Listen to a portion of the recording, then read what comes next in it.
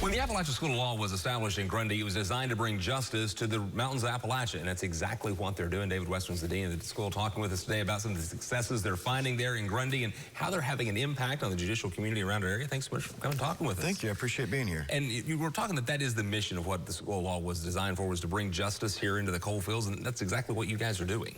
No, it's really fantastic. If you think about it, the University of Virginia, maybe 1% of their students actually practice in Virginia. There's like 35,000 attorneys across the state. Wow. But only about 3,500 practice in the rural areas. We actually make that difference. We fill in those, what we call legal deserts, those areas where you really truly need attorneys to help represent other individuals. Several counties, for example, don't even have public defenders. And yet we're making a difference in filling in those legal deserts and helping actually provide access to justice for those in rural Virginia and across the tri-state region. And you're seeing your graduates land in some pretty high roles as well that are success after coming out of the School of Law. Absolutely. If you look at some of the Commonwealth attorneys like Smith County or Buchanan County, we have several in those positions. Recently in Kentucky, after the tragedy, when one of the judge was tragically taken out, we had all three candidates for that position were ASL grads, and ultimately Nick Whitaker was assigned as the judge. And there's a rumor that we actually have an ASL grad being considered for a U.S. attorney position. Fantastic. So we're filling in those voids, and we're making a difference, and coming from that little school in the middle of nowhere, Grundy. And you guys are also making a difference in the community, because while they're going to school there and learning and getting ready to head on in the career, they're also making an impact on the folks around them.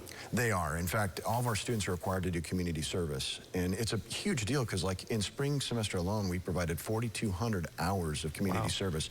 And it's every area that you can possibly imagine, the Humane Society, CASA, or even cleaning up the local river, especially after the flood. My students were out there cleaning up the mess that was taken after the flood that happened. They hit our region pretty substantially. That is fantastic. And what do you think is helping to lead to your success and folks wanting to come to Grundy to go to law school?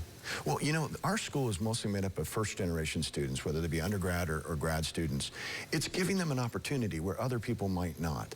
And then they know that, okay, we've had to prove that we punch above our weight class. And so when they go in and they actually represent other individuals, our attorneys are prepared because we're practice ready. We teach them how to practice the law from day one. And our bar passage results are phenomenal. In fact, last year in February, we had 100% bar passage rate for Virginia. And then we had, in terms of the ultimate bar passage rate for 2023, we were 91% and 81% so far. So it's honestly, we're preparing our students to be practice ready and to go and make a difference immediately when they start. So for someone who's, we're at graduation time right now, they're thinking maybe law school down the road, why Appalachian School of Law?